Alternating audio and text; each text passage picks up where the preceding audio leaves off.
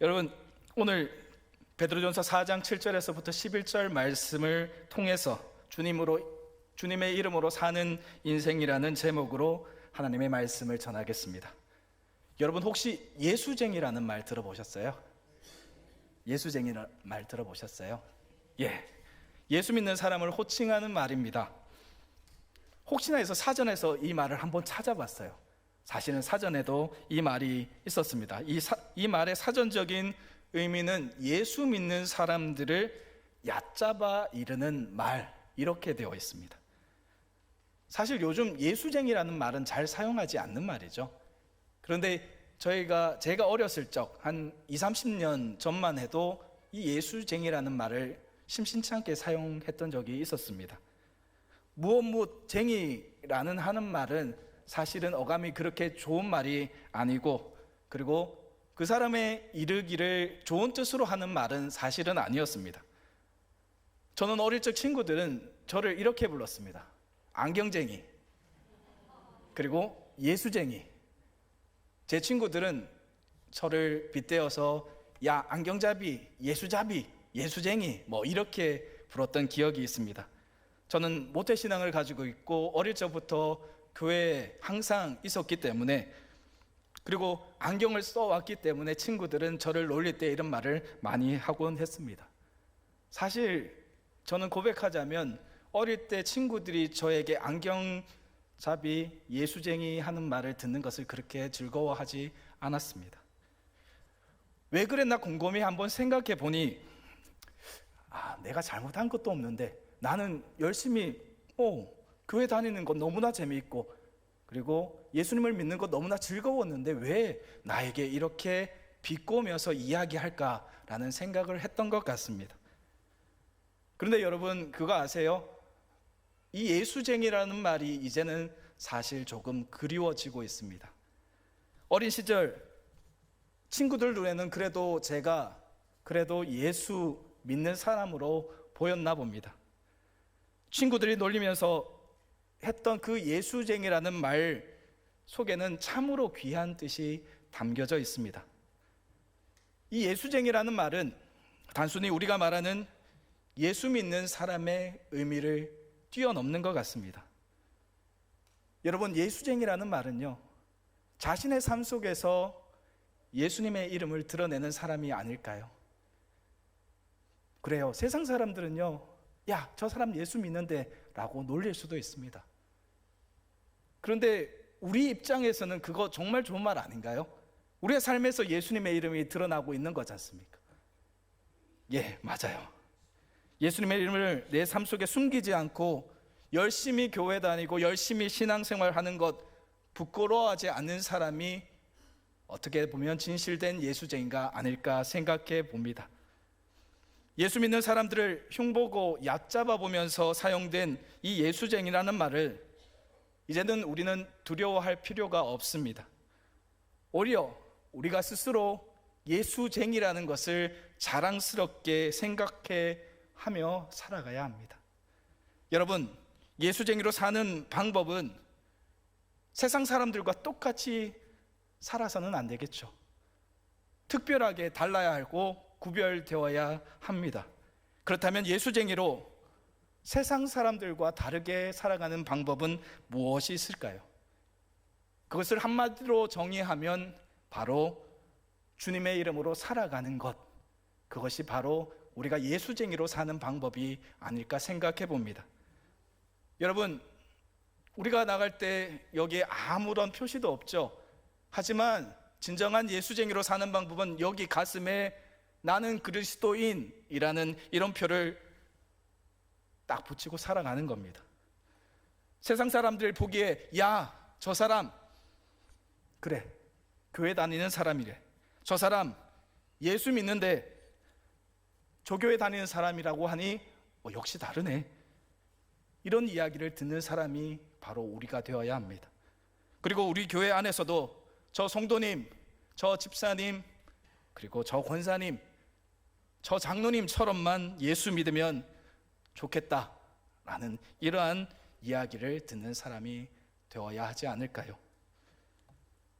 나의 삶이지만 내 이름이 아니라 우리 주님의 이름으로 살아간다면 아마도 우리는 점점 더 주님을 닮는 그러한 삶으로 바뀌지 않을까요?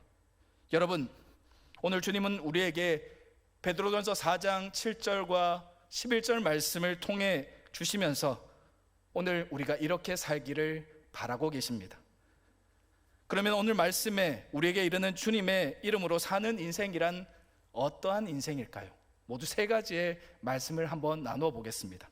첫 번째는 기도하면서 사는 인생입니다. 흔히들 기도라고 하면 이렇게 이야기하죠. 영의 양식이다, 영혼의 호흡이다, 하나님과의 연결 통로다, 여러 가지로 부르고 있습니다.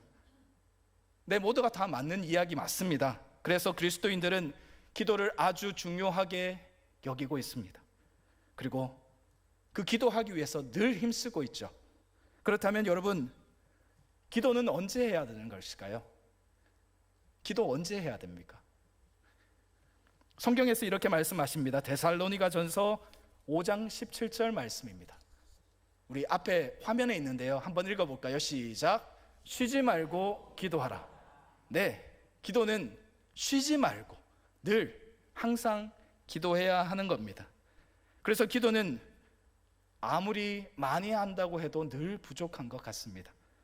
성경에서 우리는 항상 기도하며 살아가야 한다라고 이야기하면서 그 기도해야 할 이유들에 대해서 여러 가지로 말씀해 주고 있습니다. 우리가 기도하며 살아가야 할 대표적인 이유 몇 가지만 말씀드리면, 우리 인간의 연약함 때문에 기도해야 합니다. 그리고 사탄의 유혹에 빠지지 않기 위해서도 기도해야 됩니다. 기쁨을 누리기 위해서 기도해야 하고, 하나님께 가까이 다가가기 위해서, 하나님의 뜻을 알기 위해서도 우리는 늘 기도해야 합니다. 평강 얻기 위해서 기도해야 하며, 하나님의 말씀을 잘 듣기 위해서도 우리는 기도해야 합니다. 마음의 상처를 치유받기 위해서, 고난에서 벗어나기 위해서, 그리고 우리의 소망을 위해서도 우리는 늘 기도해야 하죠. 여러분, 기도해야 할 이유들은 이 말고도 아주 많습니다. 기도하지 말아야 할 이유는 하나도 없는데 말입니다. 그래서 우리는 늘 항상 언제나 기도해야 합니다. 기도하며 살라고 우리에게 주신 오늘 본문 7절 말씀 한번 볼까요? 7절 말씀을 제가 한번 읽어드리겠습니다. 만물의 마지막이 가까이 왔으니 그러므로 너희는 정신을 차리고 근신하여 기도하라. 아멘.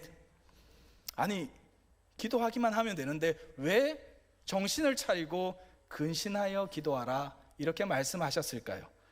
한 가지 예화를 들려드리겠습니다. 어떤 분이 정기적으로 기도하시는 분이 있었습니다. 열심히 기도하시는 분이셨는데, 이분은 가까이서 기도하는 것보다 그래도 산꼭대기 높은 곳에서 기도하면 하나님께 좀 더 가까이 가서 기도하는 것이 되지 않겠느냐라고 생각하셨답니다. 그래서 이분은 산을 열심히 타서 높은 산꼭대기에 올라가서 기도하기 시작합니다. 그런데 하루, 이틀, 3일 이렇게 높은 산꼭대기에 가서 기도하다 보니 힘이 들까요? 힘이 들지 않을까요? 힘이 들겠죠. 예, 맞아요. 산에 올라가는 일도 여간 쉽지가 않습니다. 그래서 그러다가 이런 생각이 들었답니다. 아, 산꼭대기에만 하나님이 있겠나? 산 중턱쯤 가도 하나님이 계시겠지.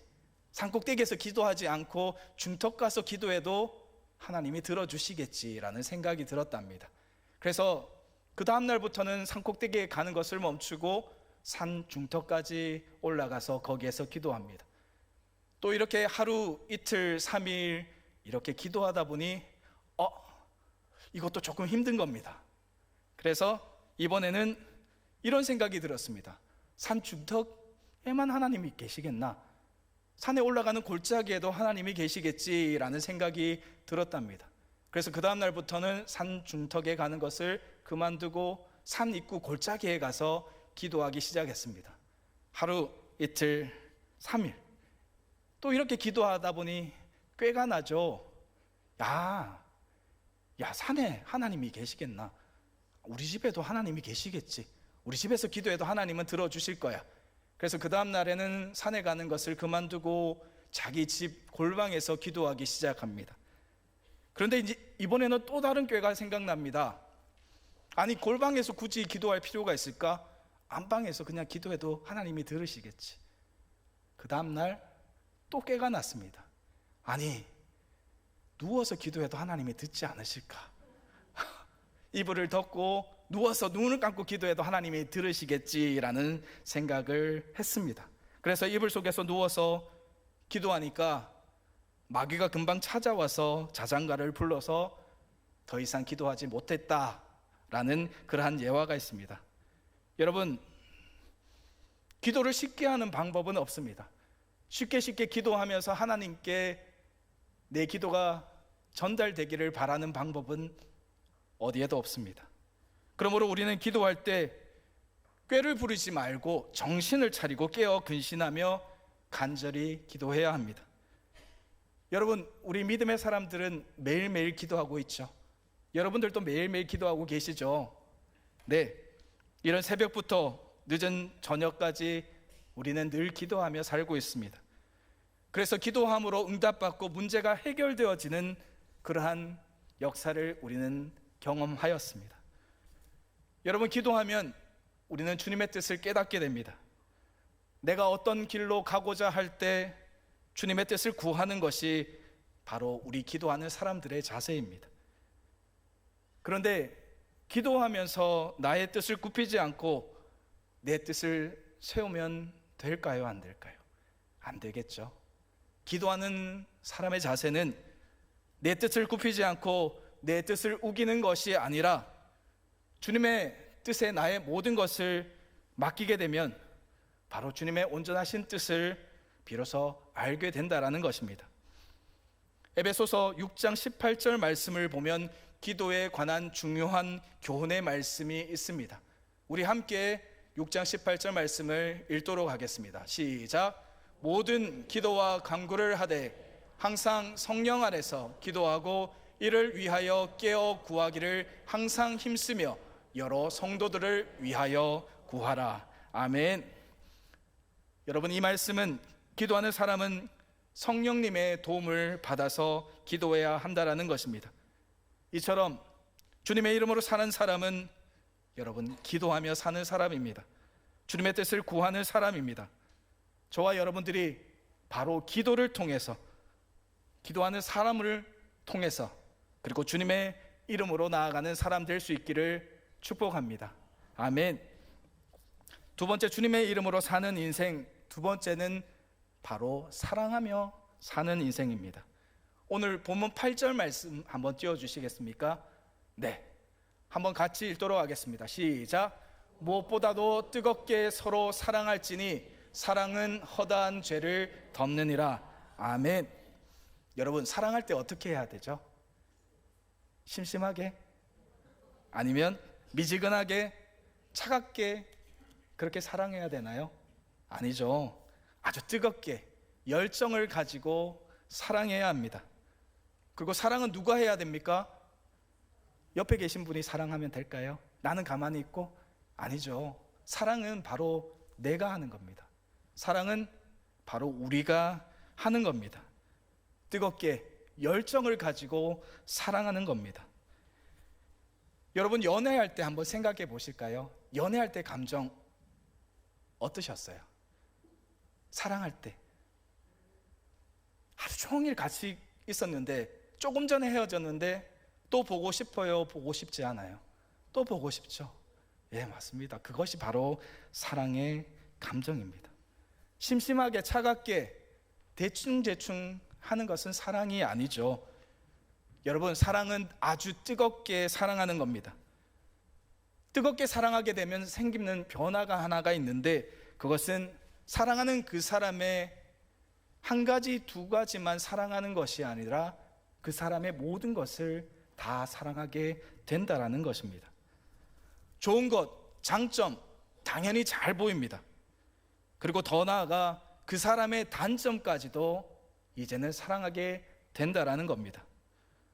반대로 나에게 사랑하는 감정이 없고 냉랭한 마음만 가지면 나를 향한 이웃과 친구와 그리고 다른 사람들의 사랑을 받아들일 수가 없습니다.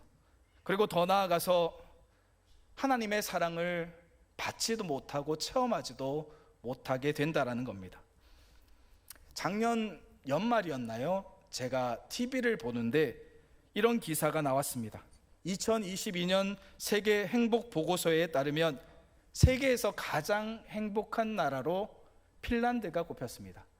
무려 5년 동안 핀란드가 세계에서 가장 행복한 나라 1위로 뽑혔다는 뉴스였습니다. 그리고 한국은 재작년에는 50위였는데요. 작년에는 59위로 떨어졌습니다. 사실 조금 안타깝더라고요. 한국 사람들은 세계에서 한 59번째로 행복하다라고 느끼는 것 같습니다.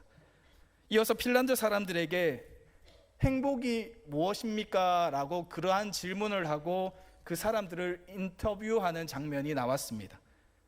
그 가운데 어떤 분은 먹을 것, 입을 것, 자는 것에 대해서 근심이 없는 것이 행복입니다 라고 이렇게 이야기를 했고요. 어떤 분은 직장에서 잘릴 위험이 없어서 그렇게 잘 사는 것이 행복입니다 라고 이야기하는 분도 계셨습니다. 또 어떤 이는 아이들 교육에 대해서 걱정 없이 우리나라가 잘 해주었기 때문에 행복합니다 라고 느꼈다고 하고요. 또 다른 분은 우리나라에서는 치료를 쉽게 받을 수 있기 때문에 행복합니다 라고 이렇게 이야기했습니다. 그렇죠, 여러분. 이 모든 것이 다 행복일 수도 있습니다. 그렇다면 여러분들은 어떤 것이 행복이다라고 생각하십니까? 유치환 시인은 행복이란 시에서 이렇게 이야기했습니다.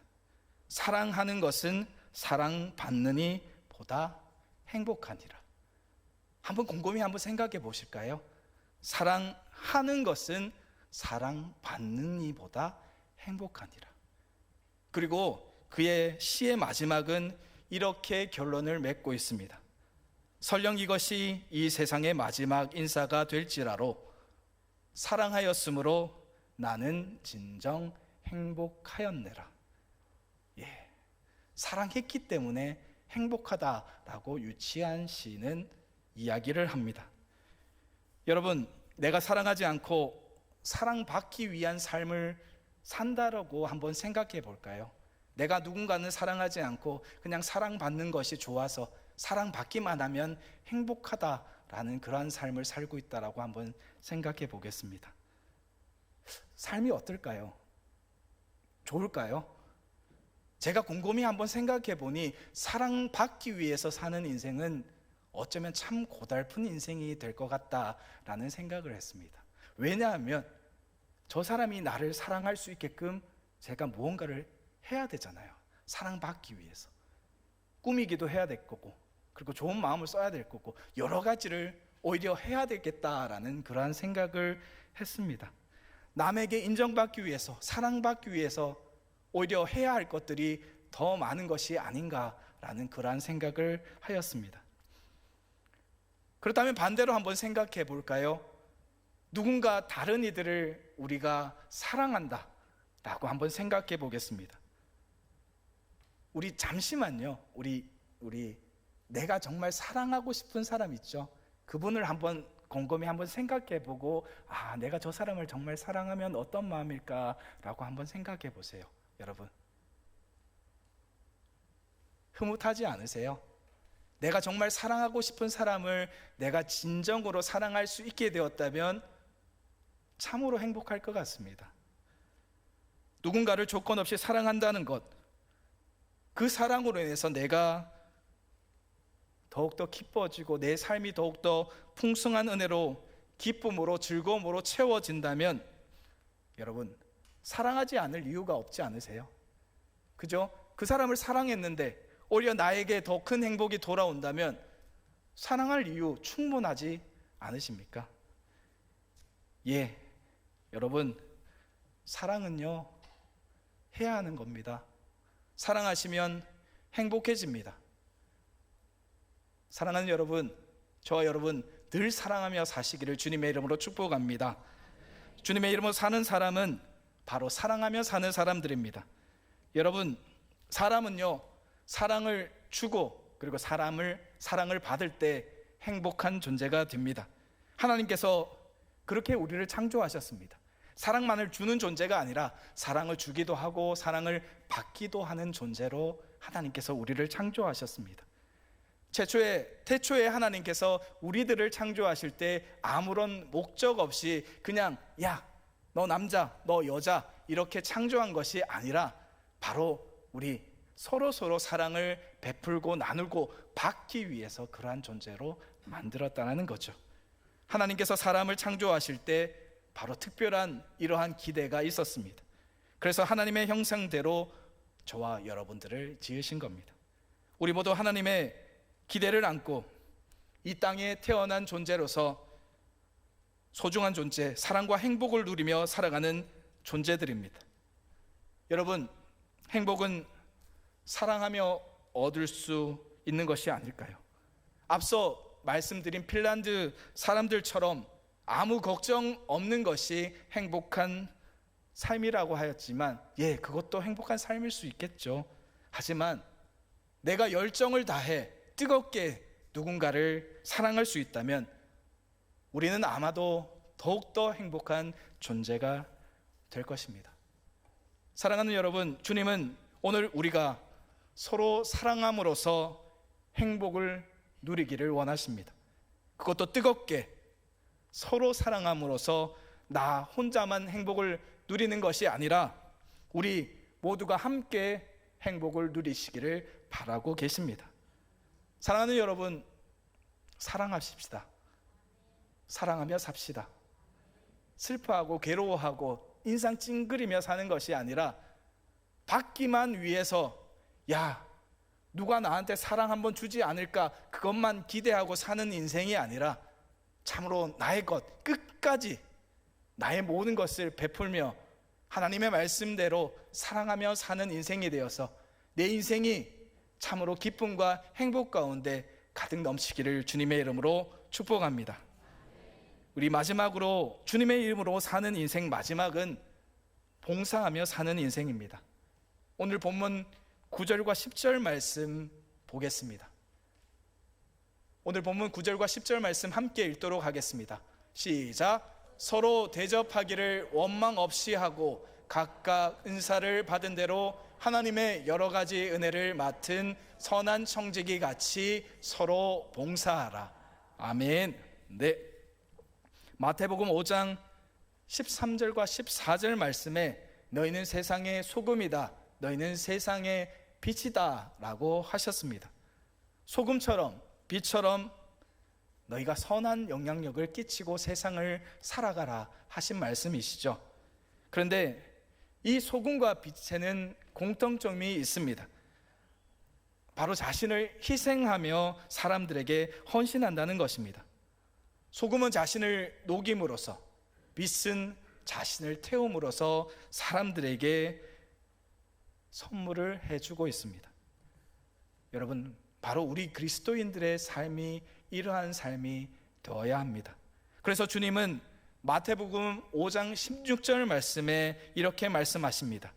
너희의 착한 행실을 보고 하늘에 계신 너희 아버지께 영광을 돌리게 하라. 아멘.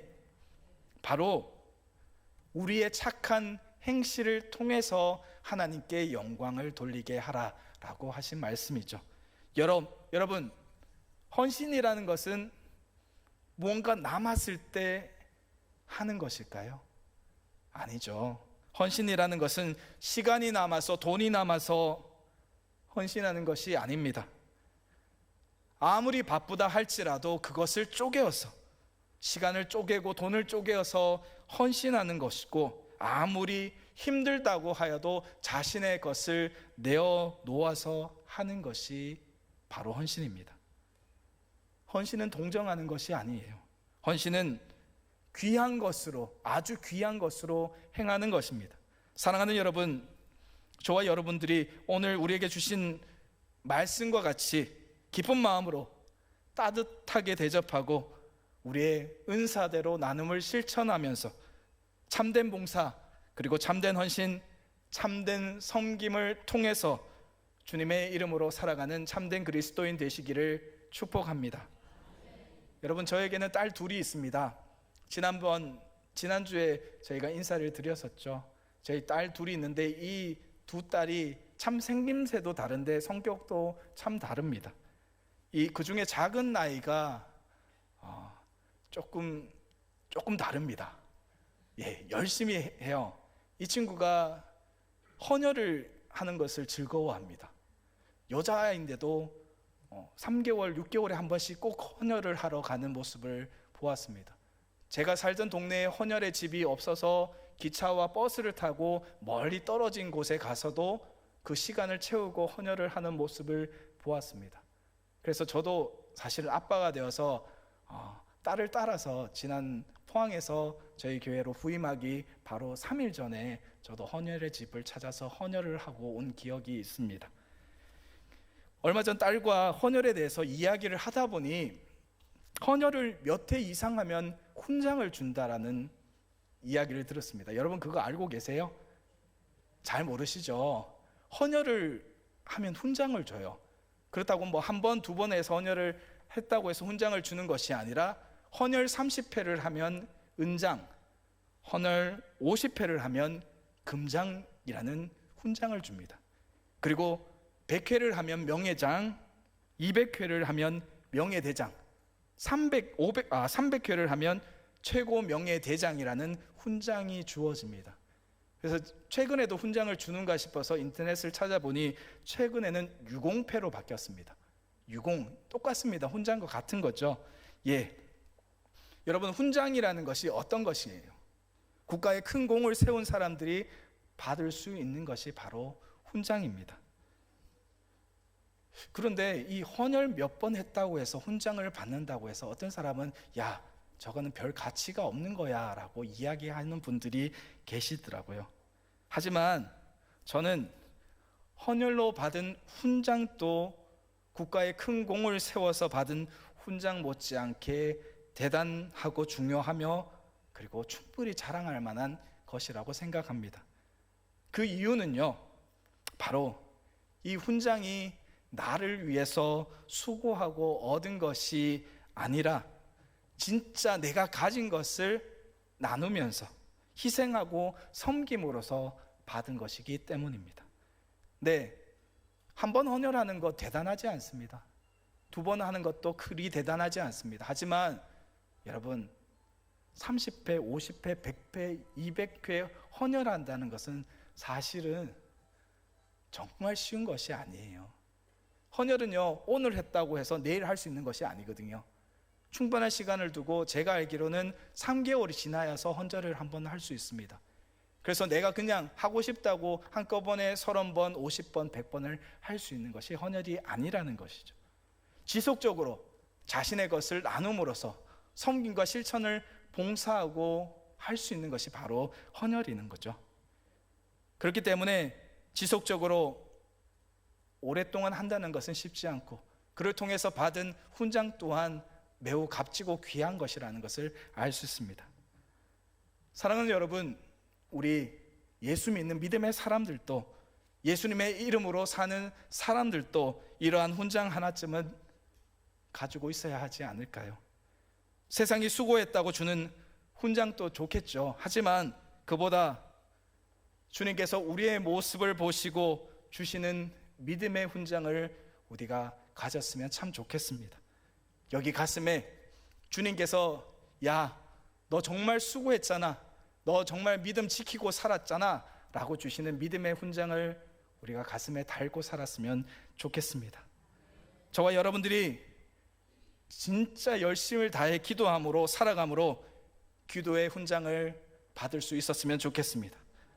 저와 여러분들이 뜨겁게 사랑함으로 사랑의 훈장을 받았으면 좋겠습니다. 저와 여러분들이 나에게 주신 은사 받은 그대로 선한 청지기 같이 봉사함으로 봉사의 훈장을 받았으면 좋겠습니다. 사랑하는 여러분, 우리의 인생 한 번밖에 없는 인생이지 않습니까? 두 번, 세 번 있으면 이렇게도 살아보고 저렇게도 살아봤으면 좋겠지만 그렇지 않아요. 우리의 인생은 한 번밖에 사는 인생이 아닙니다. 두 번 또 없습니다. 한 번 사는 인생, 진실로 주님과 동행하는 인생 되시기를 축복합니다. 내 마음대로 말고, 내 뜻대로 말고 주님 이끄심 그대로 주님의 심장, 예수 그리스도의 심장을 내 심장 속에 깊이 가두며 예수님의 이름으로 예수님의 삶을 닮아가는 인생, 그리하여 믿음의 훈장을 받고 주님께서 부르시는 그곳으로 자랑스럽게 달려가는, 주님 부르시는 그곳으로 달려가는 인생, 그 인생 바로 나의 인생 될 수 있기를 주님의 이름으로 축복합니다.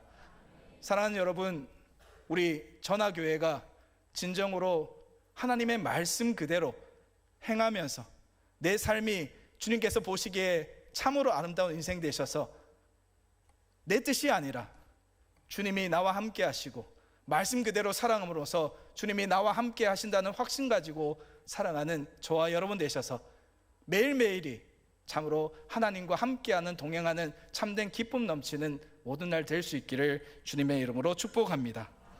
우리 함께 기도하시겠습니다.